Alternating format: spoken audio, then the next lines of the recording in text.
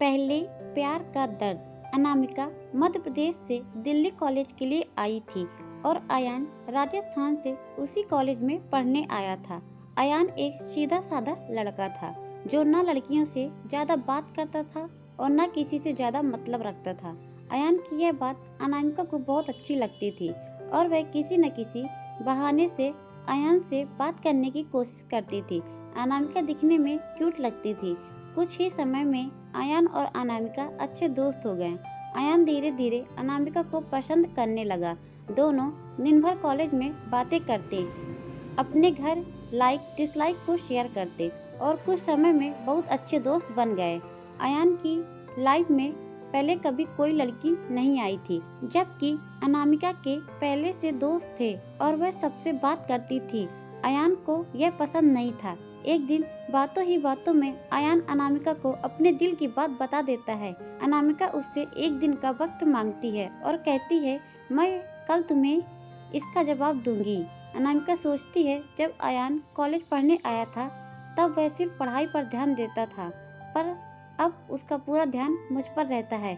अगर मैं उसकी गर्लफ्रेंड बन जाऊंगी तो यह पढ़ाई भूल जाएगा और मुझ पर ही लगा रहेगा। यही सब ख्याल अनामिका के मन में आता है और दूसरे दिन अनामिका अयान को मना कर देती है और कहती है, मैं तुम्हें अपना दोस्त समझती हूँ, इससे ज़्यादा कुछ नहीं। मैं यहाँ पढ़ने आई हूँ और कुछ करने नहीं। तुम चाहो तो मेरे दोस्त रह सकते हो। अयान दोस्ती के लिए मना कर देता है और अनामिका को बहुत समझाता है, लेकिन अनामिका कुछ नहीं सुनती। अयान को यह बात बुरी लगती है और वह अनामिका से बात करना बंद कर देता है। कुछ दिन बाद कॉलेज नहीं आता है।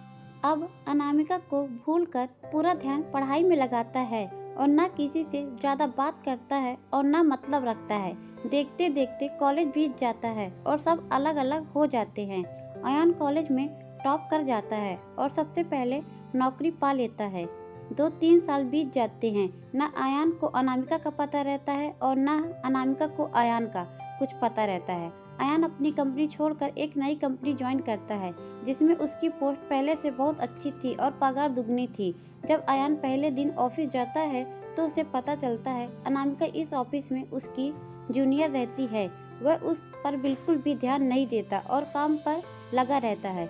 कुछ दिनों तक ऐसा ही चलता है, पर दोनों एक दूसरे को पहले से जानते थे और एक दिन दोनों को एक प्रोजेक्ट के लिए साथ में बाहर जाना पड़ता है। प्रोजेक्ट के बाद न चाहते हुए भी अयान और अनामिका की बात होने लगती है। अनामिका अयान को समझाती है, आखिर उसने उसको मना क्यों किया था। अयान को अनामिका की बात समझ आ जाती है और दोनों में गहरी दोस्ती फिर हो जाती है। पूरे ऑफिस में दोनों की दोस्ती चर्चा होने लगती है। अयान सीधा साधा लड़का रहता है, उसको ज़्यादा कुछ समझ में नहीं आता। अयान कुछ समय बाद अनामिका को डिनर पर ले जाकर फिर से प्यार का इजहार करता है। अनामिका इस बार अयान से मना नहीं करना चाहती थी, पर उसके पास कोई चारा नहीं था, क्योंकि कुछ ही दिनों में उसकी शादी होने वाली रहती है। अनामिका अयान को अपनी शादी की बात बताती है।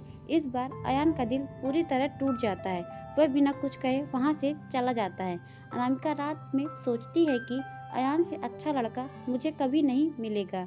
वह फैसला करती है कि कल अयान को हाँ कर दूंगी और मम्मी पापा को अयान से शादी के लिए मना लूँगी। जब दूसरे दिन अनामिका ऑफिस जाती है तो उसको पता चलता है कि अयान ऑफिस छोड़कर चला गया है और दोबारा कभी कंपनी में नहीं आएगा। जाते जाते अयान अनामिका को एक खत लिखकर जाता है, जिस दिन मैं तुम्हें देखा था उसी दिन मुझे तुमसे प्यार हो गया। मैं तुम्हें ज़िंदगी में कभी नहीं भूल पाऊँगा। तुम जहाँ भी रहो, जिसके साथ भी रहो, खुश रहो इस जीवन में। मैं इस दर्द के साथ जिंदा रहूँगा। मैंने हमेशा तुमसे प्यार किया है। तुम मेरी ज़िंदगी में आने वाली पहली और आखिरी लड़की हो। अब ना मेरी ज़िंदगी में कोई आएगा और ना मैं कभी किसी को ज़िंदगी में आने दूँगा। मैं बस अब तुम्हारी यादों में रहूँगा। आज के बाद पूरी ज़िंदगी में तुम्हें कभी अपनी शक्ल नहीं दिखाऊँगा। बस भगवान से यही दुआ करता हूँ कि तुम जहाँ भी रहो, खुश रहो, आबाद रहो और शादी के लिए बहुत बहुत शुभकामनाएं। अनामिका अयान को खोजने की बहुत कोशिश करती है, पर कई साल के बाद भी उसको अयान का कोई पता नहीं मिलता। अपने माँ बाप की पसंद के लड़के से शादी कर लेती है। इस तरह दोनों हमेशा के लिए एक दूसरे से बिछड़ जाते हैं और दर्द के साथ अपनी जिंदगी व्यतीत करते हैं।